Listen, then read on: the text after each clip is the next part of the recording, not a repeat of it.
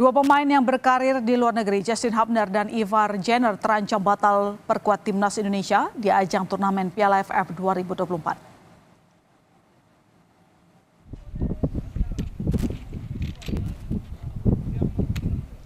Timnas Indonesia terancam kehilangan sejumlah pemain yang merumput di luar negeri akibat terbentur dengan kepentingan klub mereka.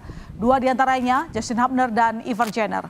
Hubner tengah perkuat Wolves 2-1 di berbagai kompetisi sepanjang Desember.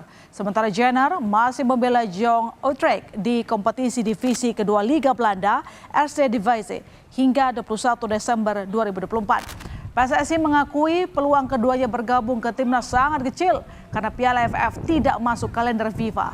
Namun PSSI memastikan pemain abroad lainnya Asnawi dan Marcelino tinggal menunggu waktu bergabung ke timnas. Sedangkan Pratama Arhan akan bergabung pada 1 Desember. Beberapa pemain yang abroad memang sudah menyampaikan kemungkinan tidak bisa datang. Seperti Justin, mungkin juga sampai dengan hari ini belum ada kabar. Kemungkinan juga tidak bisa bergabung.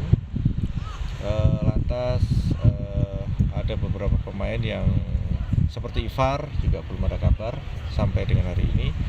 Saya masih tetap berkomunikasi dengan Ivar sendiri dan dengan klubnya, tapi kemungkinan juga kecil ini Ivar.